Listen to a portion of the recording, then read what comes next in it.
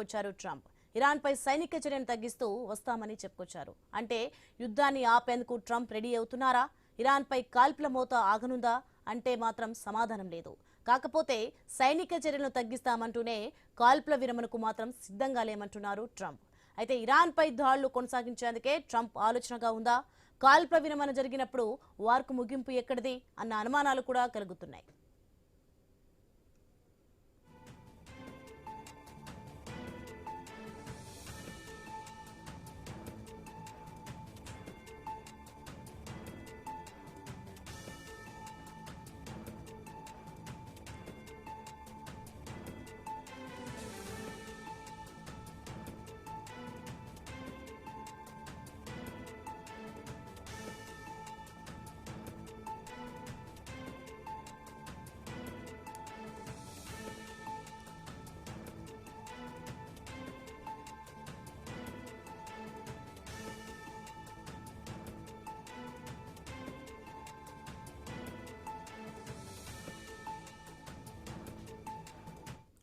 ఇక 2 రోజుల క్రితమే ట్రంప్ మరో ప్రకటన చేశారు. హర్మూజ్ జలసంధి వైపు యుద్ధ నౌకలను పంపుతున్నామంటూ ప్రకటించారు. సైన్యాన్ని కూడా పెద్ద ఎత్తున మోహరిస్తామని ప్రకటించారు. యుద్ధాన్ని ముగిస్తానంటున్న ట్రంప్ హర్మూజ్ వైపు బలగాలను ఎందుకు తరలిస్తున్నట్టు? హర్మూజ్ కర్గ్లను ఆధీనంలోకి తీసుకుంటారా అంటే ట్రంప్ మాటల్లో అదే కనిపిస్తోంది అంటున్నారు విశ్లేషకులు. ఎందుకంటే ఇప్పటికే ఇరాన్లో టార్గెట్స్ ను పూర్తి చేశామని, లక్ష్యాలకు చాలా దగ్గరగా వెళ్లామంటారు ట్రంప్. ఇరాన్ క్షిపణి సామర్థ్యాలను, వైమానిక నావికా వ్యవస్థలను పూర్తిగా ధ్వంసం చేశామంటారు. ఇక ఆ దేశం మళ్లీ అణ్వాయుధాలను తయారు చేయకుండా చేశామని గాంభీర్యాన్ని ప్రదర్శిస్తుంది అమెరికా. ఇక పశ్చిమాసియాలోని మిత్ర దేశాలకు ప్రాధాన్యత ఇస్తామంటున్న ట్రంప్ వాటి రక్షణ కోసం అత్యున్నత స్థాయిలో రక్షణ కల్పిస్తామంటున్నారు.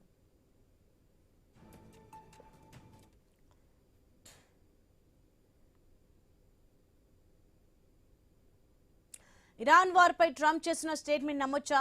కాల్పుల విరమణకు సిద్ధంగా లేమని చెప్పడం దేనికి సంకేతం? యుద్ధ నౌకలను హర్ముజ్ వైపు ఎందుకు పంపిస్తున్నట్టు? ట్రంప్ చర్యలకు మాటలకు అర్థాలు వేరా? ప్రపంచ దేశాల ఆందోళన అమెరికాపై ఒత్తిడి పెంచుతుందా? ఇరాన్ ఆయిల్పై ఆంక్షలు ఎత్తివేస్తారా? సమస్య సర్దుబాటుకు ఆలోచిస్తున్నారా? ట్రంప్ ఆలోచన వెనుకున్న మర్మమేమిటి?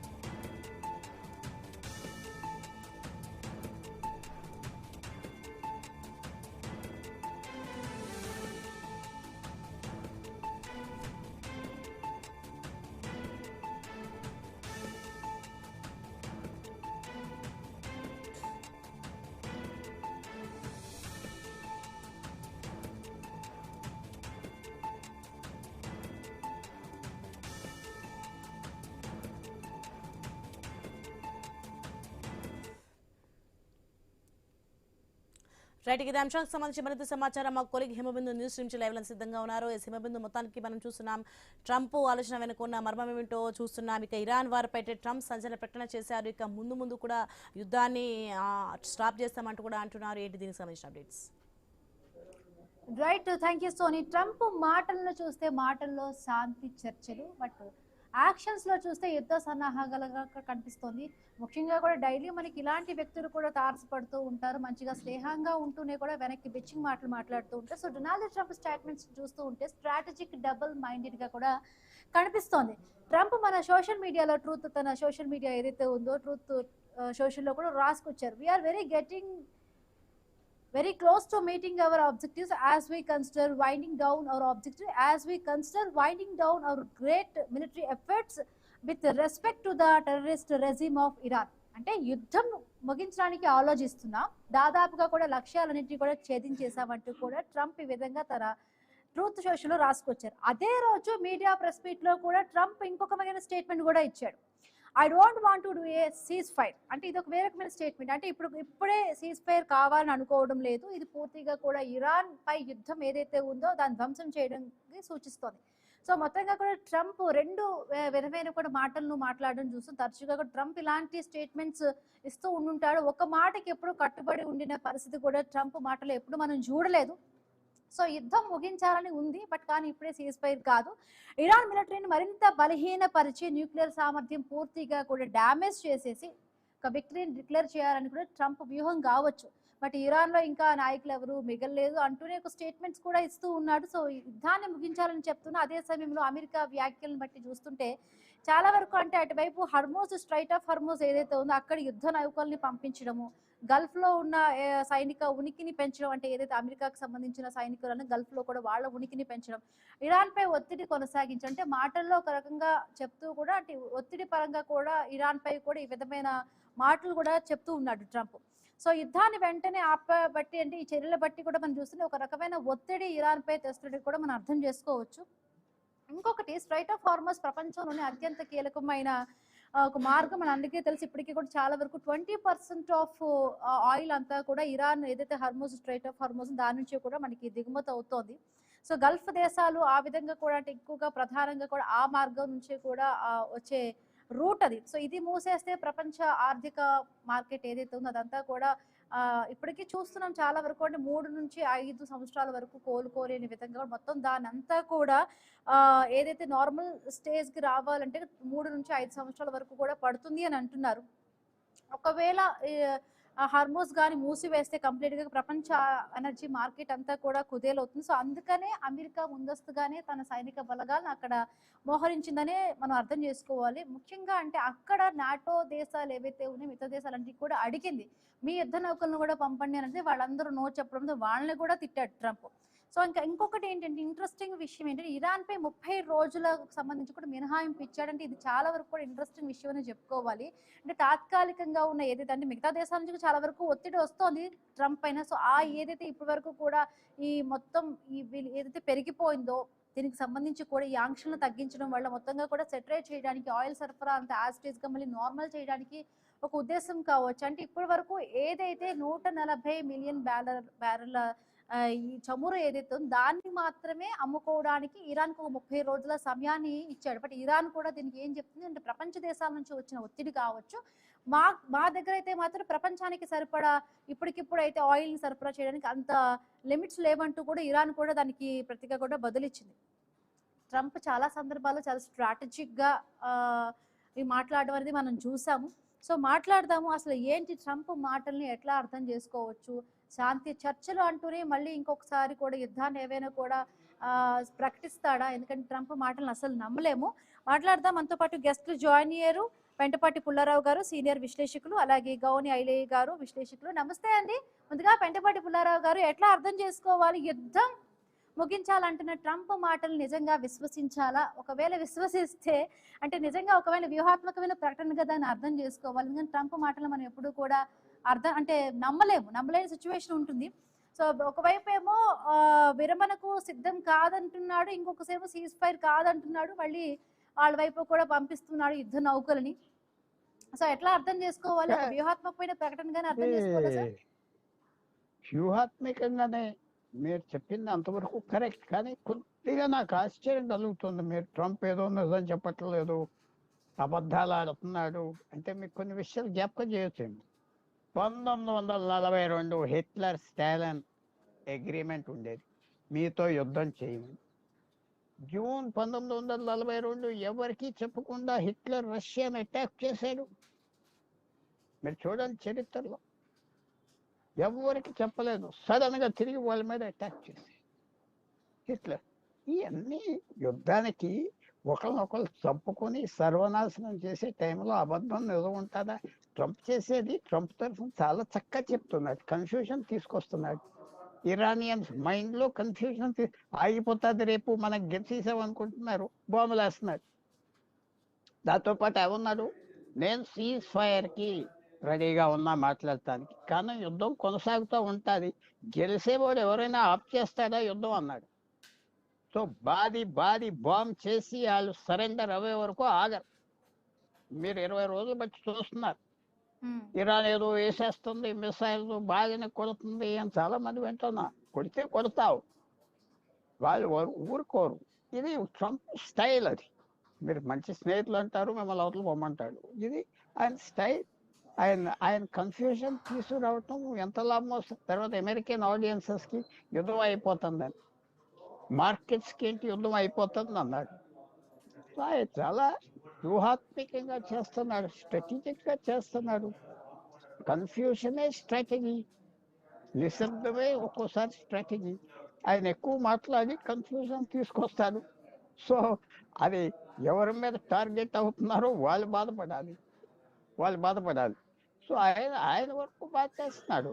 ఆయన నిజం చెప్పి, ఇదిగో రేపు ఆ బాంబింగ్ 12 గంటలకు ఆఫ్ చేస్తాను అంటే ఇరాన్ వచ్చి దండేస్తుందా, ఆయనకు బొకే ఇస్తుందా? ఇరాన్ కూడా వాళ్ళు బ్లఫ్ చేస్తున్నారు. 10 సంవత్సరాలు యుద్ధం చేసేస్తాం, ఇది చేస్తాం. అది 10 సంవత్సరాల, 10 రోజుల, 10 వారాల. హార్మోస్ ట్రంప్ ఏమన్నాడు? ఇరాన్ కూడా ఆయిల్ అమ్ముకోవచ్చు అన్నాడు. ఏ ఆయిల్?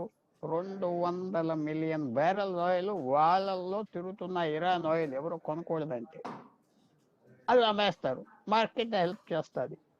సో అదంతా ఆయిల్ ధర కూడా కంట్రోల్ కొద్దిగా చేయాలి. ఒక 20 రోజులు కంట్రోల్ చేస్తే కొత్త ఆయిల్ అందుకుంటుంది. అప్పుడు ఇరాన్ సంగతి చూద్దాం. సో ఇదంతా వాళ్ళు కూడా, ఇరాన్కి ఎంతమంది మేధావులు ఉన్నారో అమెరికాకి ఇజ్రాయెల్కి లేరంటారో మీరు? ఉంటారు కదా, సలహాదారులు ఉంటారు కదా, వాళ్ళిద్దరికి ఉంటారు. సో ఇదంతా ఒక ప్లాన్ సక్సెస్ అవుతుందా ఆఖరికి నేను అంటలేదు, కానీ ఇది ప్లాన్డ్ యాక్టివిటీ. మనం ఇన్ బిట్వీన్ ద లైన్స్ అంటారు. లైన్స్ మధ్యన ఏమున్నారో చదవాలి, లైన్స్ వెనకాల మాటలు వెనకాల ఏదో ఉన్నాయి చదవాలి. ఎలాంటి బేరం, ఎలాంటి సిగ్నల్. మళ్ళీ మాట్లాడుతున్నాడు, మళ్ళీ కవర్ చేస్తున్నాడు.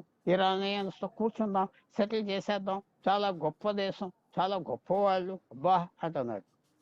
సో అవన్నీ వాళ్ళు నమ్ముతున్నారు కొంతవరకు. వాడు ఏదో పిచ్చోడని. అతనేం పిచ్చోడు కాదే, 2వ టర్మ్ ఎలక్ట్ వచ్చాడు. సో మనం వాచ్ చేయాలి. భారతదేశం నుంచి మనం స్పెక్టేటర్స్ నేర్చుకోవాలి కూడా. ఆ యుద్ధం ఎలా వెళ్తుందో ఒక్క మనిషి కనపడట్లేదు.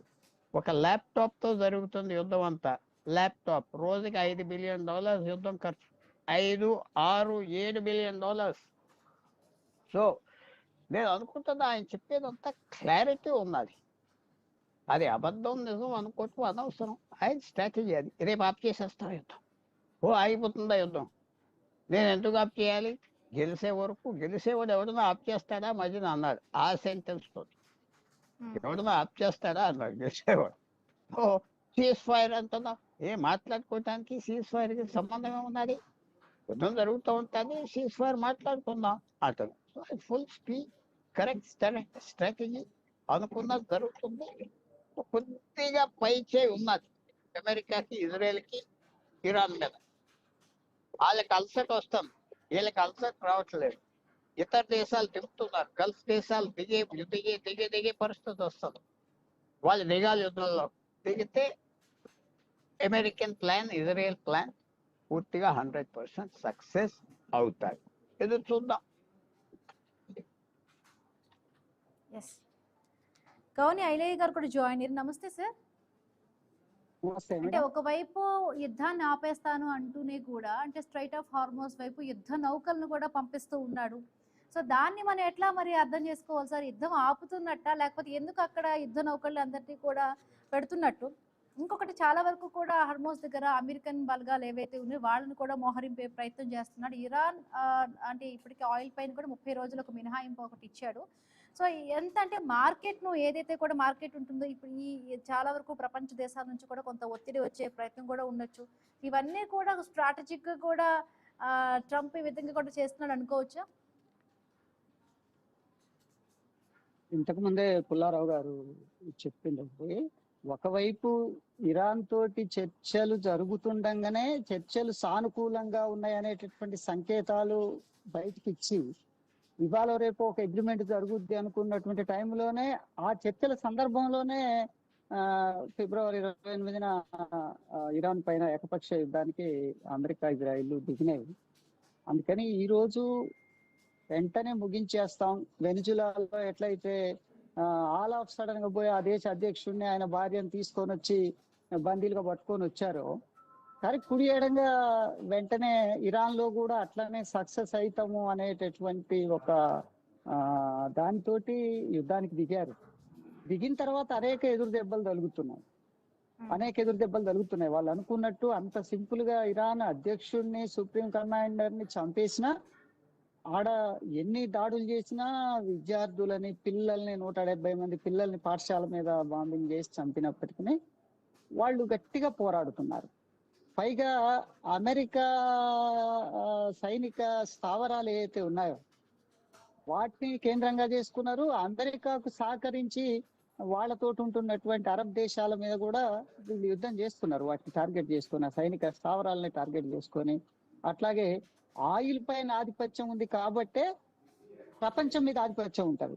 ఆయిల్ పైన, ఆయుధాల పైన ఎవరికైతే ఆధిపత్యం ఉంటుందో వాళ్ళకి ప్రపంచం మీద ఆధిపత్యం ఉంటుంది అనేటటువంటిది ఒక వాస్తవం. ఈనాడు అమెరికా మొత్తం ఆయుధ సప్లైలో కూడా 43% ఆయిల్ సరఫరా వ్యాపారం, ఆయుధాల సరఫరా వ్యాపారం అంతా కూడా అమెరికాదే. అందుకని అటు ఆయుధాలు, ఇటు ఆయిల్ మీద పూర్తి స్థాయి ఆధిపత్యం కోసం వాళ్ళు చేస్తున్నటువంటి యుద్ధం ఇది. అందుకని దాంట్లో ఇప్పుడు ఇరాన్ ఎప్పుడైతే తిరగబడి గట్టిగా నిలబడి పోరాడుతుందో, ఎంతమంది చనిపోయినా వాళ్ళు ఎక్కడ లొంగకుండా ఇజ్రాయిల్ ని చావు దెబ్బ కొడుతున్నారు, అమెరికా సైన్యం మీద చేస్తున్నారు, అమెరికా మిత్ర దేశాల మీద కూడా గల్ఫ్ దేశాలను కూడా చూడకుండా వాళ్ళు చేస్తున్నటువంటి యుద్ధంతో ఒక రకంగా డిఫెన్స్ లో పడి ఇవాళ ఈ మాట మాట్లాడుతుండు అని చెప్పి నేను అనుకుంటున్నాను. ఎందుకంటే ఆయన గెలుస్తాడు, మేము అయిపోతుంది. అంతకు ముందే మధ్యలో యుద్ధం ప్రారంభమైన తర్వాత ఇరాన్ వాళ్ళు ప్రపోజ్ చేశారు, మేము చర్చలకు సిద్ధంగా ఉన్నామని. ఆ టైం దాటిపోయిందని కూడా ట్రంప్ అన్నాడు. చర్చల టైం దాటిపోయింది, వాటితో సంబంధమే లేదు, ఇరాన్ పైన అయిపోతుంది విత్ ఇన్ డేస్ లో అని చెప్పి రోజు అవే ప్రకటన చేస్తున్నారు. కానీ అదేం లేదు. మొత్తం అమెరికా ఆధిపత్యంలో ఉన్నటువంటి ఆయిల్ రిఫైనరీల మీద కూడా దాడులు చేస్తూ అవన్నీ కూడా దెబ్బతినిపోయి ఇప్పటికిప్పుడు యుద్ధం ఆగిపోయినా ఇంకో 2-3 సంవత్సరాల వరకు అవి మళ్ళీ తిరిగి రీప్రొడక్షన్ రాలేవు అని చెప్పి కూడా వార్తలు వస్తున్న నేపథ్యంలోనే ఇట్లాంటి వెసులుబాట్లు, వాళ్ళు ఆయిల్ అమ్ముకోవచ్చు, మేము అడ్డం రామని, లేదు భారతదేశం రష్యా దగ్గర కొనొద్దు అని చెప్పి భీష్మించుకొని అట్లాంటి కండిషన్లు పెట్టినటువంటి ట్రంప్ ఈరోజు కొనుక్కోవచ్చు ఒక 2 నెలల పాటు అని చెప్పి వెసులుబాట్లు ఇవ్వటం. కానీ ఇవన్నీ కూడా అమెరికా ఒక రకంగా ఆత్మరక్షణ స్థితిలో పడి యుద్ధంలోకి దిగింది. వాళ్ళు అనుకున్నట్టుగా గెలిచే పరిస్థితి లేదు, అక్కడ గట్టి ప్రతిఘటన ఎదురవుతుంది. కాబట్టి రకరకాల ఎత్తుగడలు చెప్తారు, వాటిని మనం పరిగణలోకి తీసుకోవాల్సిన అవసరం లేదు. నిజంగానే దెబ్బతింటాం అనుకుంటే ఆప్ చేయొచ్చు కూడా. అది కనపడుతుంది ఇరాక్ లో అది $3 ట్రిలియన్ యుద్ధం అని కూడా పెద్దోళ్ళు చెప్పారు చాలా మంది. ఎంతో యుద్ధం చేసి ఆడ సాధించింది కూడా ఏం లేదు. అందుకని రేపు ఇరాన్ లో కూడా దిగబడ్డది అమెరికా. ఏం చేస్తుంది, దాని ఎదురుదాడికి తట్టుకోలేక ఏమన్నా ఒక ఎత్తుగడగా ఆపుతాం అనేటటువంటిది అనొచ్చు. కానీ గెలిచే అవకాశం ఉండి దాన్ని దెబ్బతీస్తామని 100% కాన్ఫిడెన్స్ ఉంటే అమెరికా ఎట్టి పరిస్థితుల్లో వెనక్కి రాదు. దాన్ని భస్మీపట్నం చేసిన తర్వాతనే ఆగుతుంది. కాబట్టి అది చెప్పే మాటలకు రిలయబిలిటీ లేదు, వాటిని పరిగణలోకి తీసుకోవాల్సినటువంటి అవసరం కూడా లేదు. ఇవాళ ప్రపంచ ఆధిపత్యం కోసం చేస్తున్నటువంటి దేశాలు అనేక మంది బలవుతున్నారు, అనేక దేశాలు బలవుతున్నాయి. ఇవాళ మొత్తం నాటో కూటమిని మీరు రండి, హార్ముజ్ జలసంధి నుండే కదా మీ అందరికి కూడా ఆయిల్ వచ్చేది, మీరు రండి నాతో పాటు అంటే వాళ్ళు ఎవరు రాలేదు, వాళ్ళు ఎవరు కూడా ముందుకు రాలేదు. ఇట్లాంటి స్థితి ఒకటి అమెరికా ఎదుర్కొంటున్నటువంటి నేపథ్యంలోనే ఇట్లాంటి పూటకు ప్రకటనలు చేస్తున్నాయి, వెసులుబాట్లు ఇస్తున్నామని. అట్లాంటి విముఖ పాత్రని అమెరికా పోషిస్తుంది. అవేవి కూడా నమ్మదగ్గవి కావు. వాళ్ళు దెబ్బతింటాం, మేము గెలవలేము అనుకుంటే ఎత్తుగడగా ఉపసంహరించుకోవచ్చు. గెలుస్తామని తీరితే ప్రపంచం మొత్తం చెప్పినా ఈయనకుండా దాడులు చేసేటటువంటి పరిస్థితిని కొనసాగించవచ్చు. పుల్లారావు గారు, అంటే ఇప్పటికిప్పుడు యుద్ధం ఆగకపోయినా ఇప్పటి వరకు జరిగిన నష్టం వల్ల కూడా చాలా వరకు, అంటే 3 నుంచి 5 సంవత్సరాల వరకు కూడా ఏదైతే ఉందో దాన్ని మళ్ళీ బ్యాక్ తీసుకురావడానికి అంత సమయం పడుతుంది అంటున్నారు. ముఖ్యంగా కూడా ఈ గ్యాస్ క్షేత్రాలు ఏవైతే ఉన్నాయో వాటిపై దాడులు చేయడం వల్ల, అంటే మన భారతదేశం ఇప్పటి వరకు చూస్తున్నాము గ్యాస్ సంక్షోభానికి సంబంధించి ఎక్కడ గ్యాస్ లేక చాలా వరకు కూడా ఇబ్బందులు పడుతున్న పరిస్థితి. బట్ వాస్తవానికి కేంద్ర ప్రభుత్వం మాత్రం ఇలాంటి తప్పుడు ప్రచారాలు చేయొద్దు, ఎవరైనా ఇలా చేస్తే కూడా చర్యలు తీసుకుంటామంటూ ప్రధాని మోదీ చెప్తున్నారు. బట్ వాస్తవంగా కూడా పరిస్థితి వేరే రకంగా ఉంది ఇక్కడ. ఇంకొకటి ఏంటంటే పెట్రోల్ పైపు కూడా, పవర్ పెట్రోల్ ఏదైతే ఉందో దానిపై కూడా కొన్ని రూపాయలు, 3 రూపీస్ ఎంతో something what ever it is పెంచారు. సో అదే ఇంకా నార్మల్ పెట్రోల్ పై కూడా కొద్ది రోజుల్లో కూడా పెరిగే ఛాన్స్ ఉంది. ఇప్పటికీ ఎల్పిజి గ్యాస్ సిలిండర్ పైన కూడా కొంత అమౌంట్ అయితే పెంచారు. రానున్న రోజుల్లో కూడా ఇదే జరిగితే, యుద్ధం ఇంకా ఆగకుండా ఇవన్నీ కూడా జరిగితే ఇంకా భారతదేశంపై ఎంత ఇంపాక్ట్ పడే అవకాశం ఉంది సార్? ప్రపంచంలో ఆయిల్ కరువు లేదు, గ్యాస్ కరువు లేదు. మనం ఎక్కువ ఈ మూల నుంచే కొనుక్కుని కళ్ళు మూసుకొని పడుకున్నాం. అందరూ అడుగుతున్నారు ప్రభుత్వం చేసింది ఏంటి, 2 నెలలు బట్టి 3 నెలలు బట్టి ఇక్కడ యుద్ధం వస్తుందని ప్రతి ఒక్కరు న్యూస్ పేపర్ చదివేవాడికి తెలుసు. అలాంటి పరిస్థితుల్లో ఇంకో ఏరియా నుంచి గ్యాస్ ఆర్డర్ చేయొచ్చు కదా, ఆయిల్ ఆర్డర్ చేయొచ్చు కదా, చేయలేదు గవర్నమెంట్. చాలా తప్పిది. ఆ గ్యాస్ కరువు ఎక్కడున్నది? నార్వేలో దొరుకుతుంది, అమెరికాలో దొరుకుతుంది, వెనజువెలా, ఆస్ట్రేలియా. కొంచెం ధర 5-10% ఎక్కువ ఉంటుంది అంతే. అది ఎందుకు ఆర్డర్ చేయలేదు? కళ్ళు మూసుకొని. ఇంకో దేశంలో అయితే పెట్రోలియం మినిస్టర్ రెసిగ్నేషన్ ఇవ్వాలి. మన దేశంలో మంత్రులు రిజైన్ చేయరు. అలాగ గవర్నమెంట్ ఆఫీసర్ లాగా 15 సంవత్సరాలు 20 సంవత్సరాలు పట్టుకొని ఏలాడుతూ ఉంటారు. ఆయిల్ అన్ని చోట్ల దొరుకుతుంది, కొద్దిగా ఆర్డర్ చేసుకుంటే అయిపోతుంది కదా. ఈ యుద్ధం మొదలు పెట్టాక, హార్మోజ్ స్ట్రైట్ మూసాక అదేదో అవినట్టుగా చెప్తారు, అది తప్పే. ఆయిల్ కరువే లేదు. ఒకనప్పుడు ఉండేది 30 సంవత్సరాల క్రితం, ఇప్పుడు కరువు లేదు. మనకి దగ్గరగా చౌకగా ఉన్నది కాబట్టి ఒక 1000-2000 మైళ్ళలో ఉన్నది కొనుక్కుంటారా, 5000 మైళ్ళలో ఉన్న 2000 మైళ్ళు. సర్ప్లస్ ఆయిల్ ప్రపంచంలో ఉన్నది ఒకటి. 2, చైనా రెన్యూవబుల్ ఎనర్జీకి వెళ్ళిపోయింది. మీరు ఎందుకు వెళ్ళలేదు అంటే, ఎందుకు వెళ్ళలేదు చెప్తున్నా. ఈ దేశంలో అంతా ఫ్రీ బీస్కి కుదిరిపోయింది. 80 కోట్ల మందికి ఫ్రీ బియ్యం పడేస్తున్నారు. ఒక్క 5 రోజులు ఏమన్నా చెప్పండి, మన ఆయిల్ కొనుక్కోవచ్చు అంతగా. అయ్యో ఒప్పుకోరు కదా ప్రజలు. ఇక్కడ మత్తు మందులాగా అలవాటు అయిపోయి ప్రభుత్వానికి ఏం చేయటానికి లేదు, ప్రభుత్వం కూడా చేయట్లేదు. ఇప్పుడు ఏం జరుగుతుంది? దానికి కావాల్సిన ఆన్సరు ఒక 30 రోజుల్లో కొత్త ఆయిల్ సప్లైస్ అన్ని చోట్ల నుంచి వచ్చేస్తాయి. 30 రోజులు పడుతుంది కొత్త ఆయిల్ రావటానికి. ఏది మిడిల్ ఈస్ట్ నుంచి రిప్లేస్ చేసే గ్యాస్కి ఒక 40 రోజులు పడుతుంది. ఇంతట్లోకి ఏం చేస్తున్నారు ప్రభుత్వం?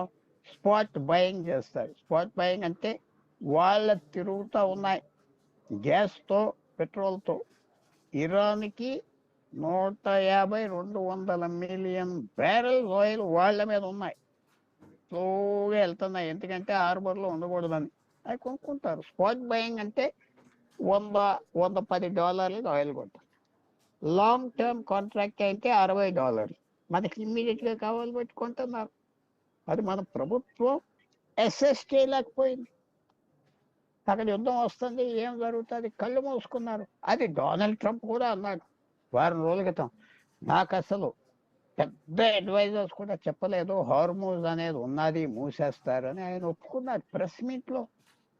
అంటే దీని అర్థం ఏంటంటే, చాలా పెద్ద నాయకులు కూడా మంచి సలహాలు ఎవరు రావు.